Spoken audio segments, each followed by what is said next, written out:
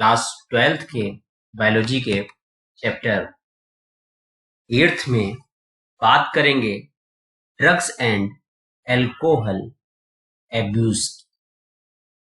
Specially जब हम देखते हैं ड्रग एंड एल्कोहल एब्यूज में, तो हम according to your board examination and for your NEET examination हम 3 कैटेगरीज की बात करते हैं ड्रग्स में। इसमें पहली हैं ओपियोइड्स, दूसरी हैं कैनाबिनॉइड्स और तीसरी आपकी है कोका एल्कलॉइड्स। इसमें से सभी लगभग फ्लावरिंग प्लांट से ही हमें ऑब्टेन होती हैं। कुछ और एग्जाम्पल्स हैं जो हमें फंजाई से भी ड्रग्स मिलती हैं। वन बाय वन करके हम देखेंगे इनमें कि आखिर हमारे सिलेबस में कौन कौन से एग्जाम्पल हैं, और उसमें कैटेगरी में हमारा पहला एग्जाम्पल होगा आपका ओपियोइड्स का।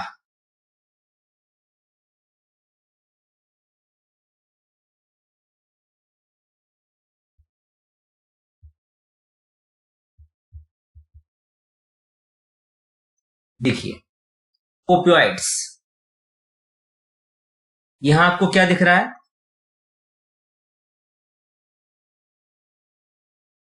This is latex from the plant of Poppy.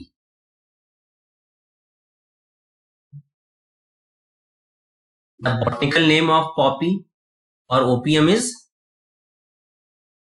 पेपेवर somniferum. Our first question is that from which plant we get the opioids? The answer will be poppy or Papaver somniferum. Opioids are the drugs which bind to the specific opioid receptor.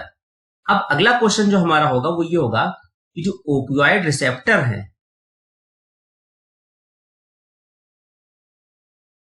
वो हमारी body में कहाँ है? वो present है हमारे central nervous system में और कहाँ? गैस्ट्रो इंटेस्टाइनल ट्रैक्ट में।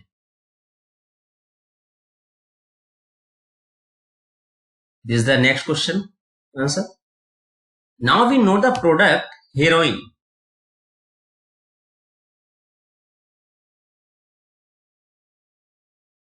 What is heroin? इसको कॉमनली हम क्या कहते हैं? Smack, commonly called smack. और इसका नेम क्या है? अगर केमिकली हम नेम देखें इसका, डाई एसिटाइल मॉर्फिन।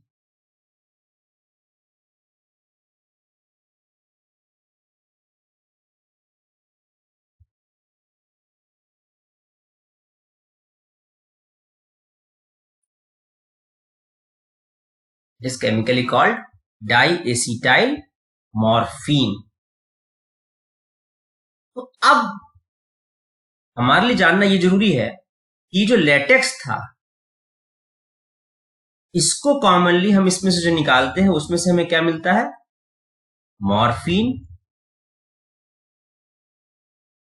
और मॉर्फिन का जब हम एसिटाइलेशन कराते हैं तब हमें मिलता है डाइएसिटाइल मॉर्फिन। ये हमारे लिए इंपॉर्टेंट पॉइंट कि मॉर्फिन जो हमें लेटेक्स से मिलता है उसका हम क्या कराते हैं? एसिटाइलेशन, और तब हमें क्या मिलता है? डाइएसिटाइल मॉर्फिन, जो कॉमनली क्या कहलाता है? स्मैक या हेरोइन कहलाता है। Next is that how generally we take it. We take it by either through injection और through snorting. These are the question which are specially asked from the opioids। कभी कभी आपके लिए ये स्ट्रक्चर भी आइडेंटिफाई करने को आ सकता है, इसमें से आपको आइडेंटिफाई करवा लेंगे कि ये जो स्ट्रक्चर है, केमिकल स्ट्रक्चर, वो किस कंपाउंड का है। तो आप कहेंगे this is the heroin, smack या diacetyl morphine. Now we will see the cannabinoids. This is the plant of cannabis sativa.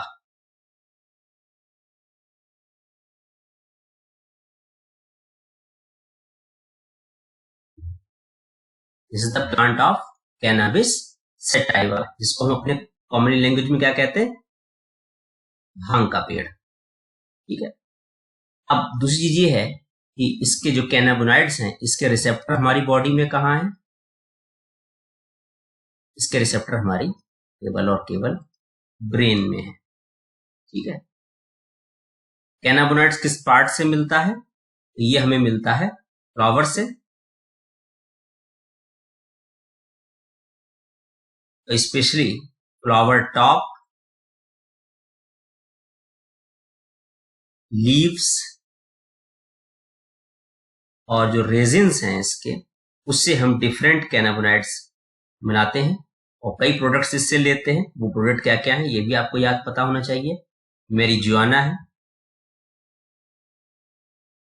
Hashish है, चरस है,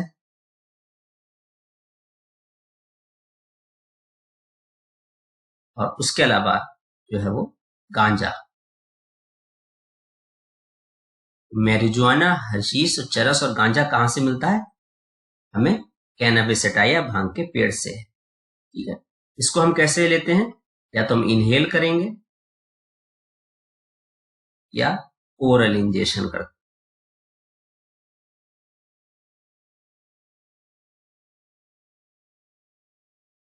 ठीक है। स्पेशली किस बॉडी पार्ट को इफेक्ट करता है जाके हमारे यहाँ? Cardiovascular system.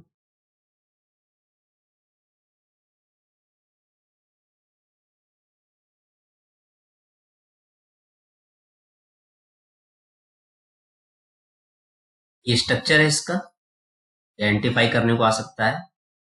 This is the structure of cannabinoids. Now we will see the cocaine. This is also called coca alkaloid.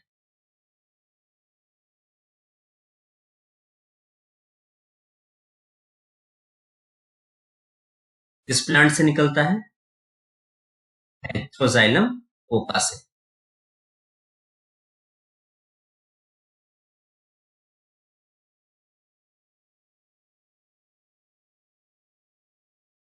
ठीक है। ये क्या, इसका काम क्या है? ये जो हमारा न्यूरोट्रांसमीटर है वो डोपामाइन, उसके ट्रांसमिशन को इफेक्ट करता है। ठीक है। इस कौन से न्यूरोट्रांसमीटर को? पता होना चाहिए आपको, डोपामाइन। इसको इंटरफेयर करता है। ठीक है।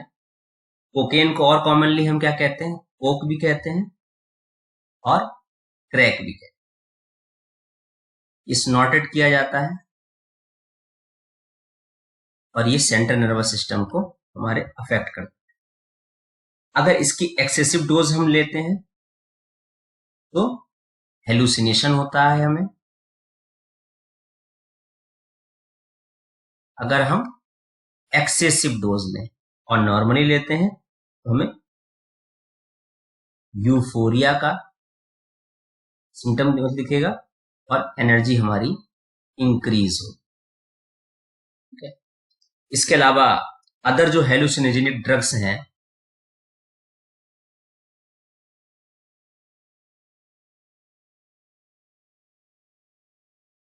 वो दो प्लांट से मिलती है।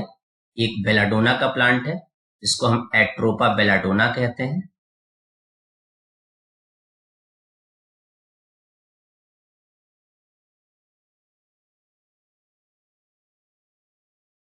ठीक है। और दूसरा हमारा प्लांट कौन सा है? धतूरा का प्लांट। एनसीईआरटी में स्ट्रक्चर दे भी रखा है। धतूरा प्लांट का जो फ्लावर है वो कुछ इस तरीके से है। इस शेप के फ्लावर को आप पहचान लेंगे, ये धतूरा के प्लांट का फ्लावर है। उसके अलावा अगर हम कुछ ड्रग्स को और को देखें जो हमारे डिफरेंट, जो डिप्रेशन है, इंसोम्निया है और एंजाइटी है, इनके अटैक को कम करती है, तो वो ड्रग्स कौन कौन सी हैं? वो बारबाइट्यूरेट्स हैं,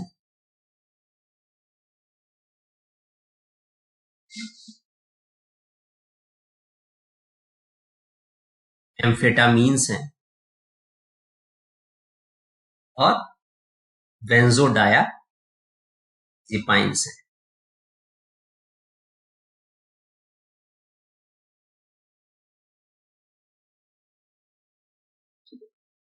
दे cope us from the illness like depression, insomnia and so other. Morphine is a very effective sedative and painkiller. अभी आपने पिछले स्लाइड्स में देखा कि हमने बात की थी किसकी, मॉर्फिन की। ये पेन किलर तो है ही है, इसके साथ साथ सीडेटिव भी है।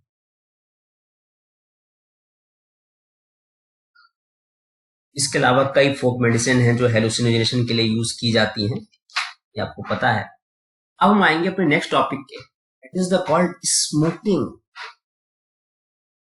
और स्मोकिंग में खास तौर से हम जो यूज कर रहे हैं वो किस चीज का यूज कर रहे हैं, टोबैको प्लांट का।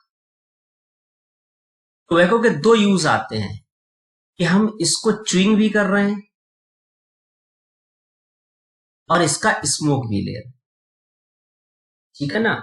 तो अगर च्युइंग कर रहे हैं तो एज ए स्नफ यूज कर रहे हैं। टोबैको के अंदर कौन कौन से केमिकल होते हैं, स्पेशली एक एल्कलॉइड होता है जिसको हम क्या कहते हैं, निकोटीन।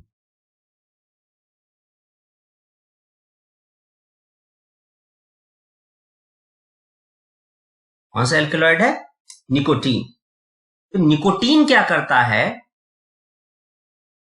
ये एड्रेनलिन और नॉन एड्रेनलिन दोनों हार्मोन्स के सिक्रीशन को इंक्रीज करता है, ठीक है। तो च्युइंग के थ्रू हम देखते हैं निकोटीन जो है वो क्या करेगा, एड्रेनलिन हार्मोन का सिक्रीशन भी बढ़ाएगा और नॉर एड्रेनलिन हार्मोन का सिक्रीशन भी इंक्रीज करेगा। और फाइनली इससे क्या होगा, ब्लड प्रेशर भी इंक्रीज होगा, ये हमें ध्यान रखना है।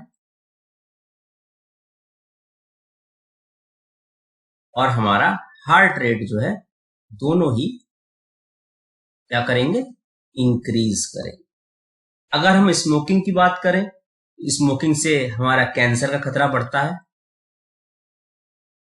लंग्स कैंसर भी हो सकता है, यूरिनरी ब्लैडर में भी कैंसर हो सकता है, ठीक है ना।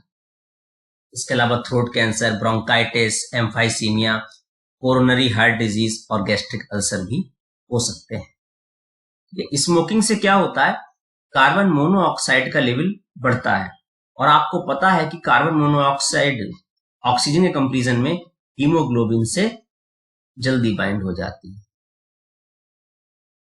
जिसकी वजह से हमारी बॉडी में ऑक्सीजन की कंसंट्रेशन धीरे धीरे गिरने लगती है, ठीक है, और हमारी बॉडी में इसका इफेक्ट दिखने लगता है।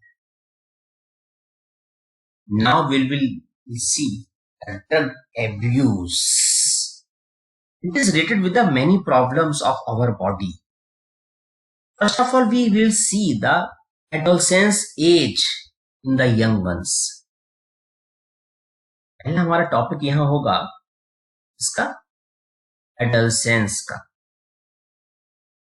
ये एज जो है वो 12 to 18 ईयर है, ठीक है ना। इस एज में ये वल्नरेबल फेज होती है कि इस समय हमारे मेंटल और साइकोलॉजिकल डेवलपमेंट बॉडी में हो रहा होता है, और क्यूरियोसिटी, एडवेंचर, एक्साइटमेंट और एक्सपेरिमेंटेशन की पावर हमारे अंदर, क्यूरियोसिटी बहुत ज्यादा होती है।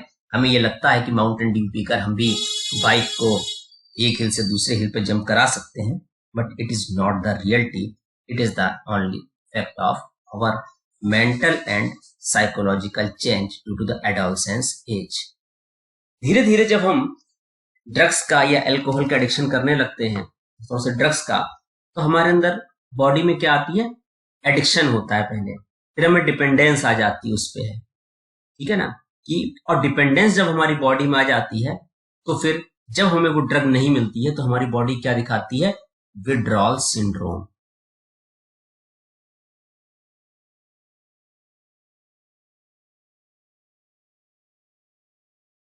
ठीक है,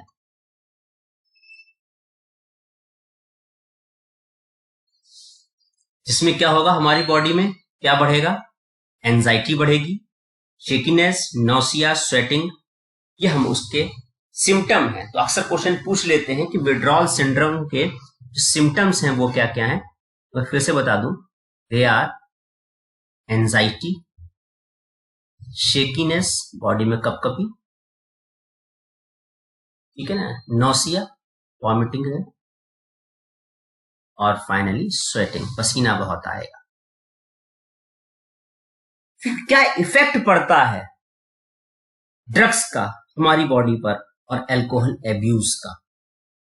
तो ये जो है कि हमारे बॉडी में क्या दिखेगा कि जो खास तौर से जो लोग ड्रग्स लेते हैं या अल्कोहल एब्यूज करते हैं, खासतौर से स्टूडेंट्स को अगर हम देखें तो उनके एकेडमिक परफॉर्मेंस धीरे धीरे लो हो जाती है, अनएक्सप्लेन्ड एब्सेंस फ्रॉम स्कूल और कॉलेज में जाने का मन नहीं लगता, lack of interest in personal hygiene, withdrawal, isolation, depression, अलग रहने की कोशिश करते हैं, थकान बॉडी में रहेगी, एग्रेसिवनेस रहेगा, ठीक है, रेवेलियस बिहेवियर रहेगा कि मुझे बदला लेना है, डिटोरेटिंग रिलेशनशिप, और रिलेशनशिप भी धीरे धीरे खराब हो जाएंगे। उसके साथ साथ हॉबीज में इंटरेस्ट कम होने लगेगा, स्लीपिंग और ईटिंग की हैबिट चेंज होने लगेगी, भूख और जो बॉडी का वेट है वो फ्लक्चुएट करने लगेगा। फिर एक क्वेश्चन इसमें आता है कि जो लोग इंट्रावेनसली ड्रग्स लेते हैं इंजेक्शन के थ्रू,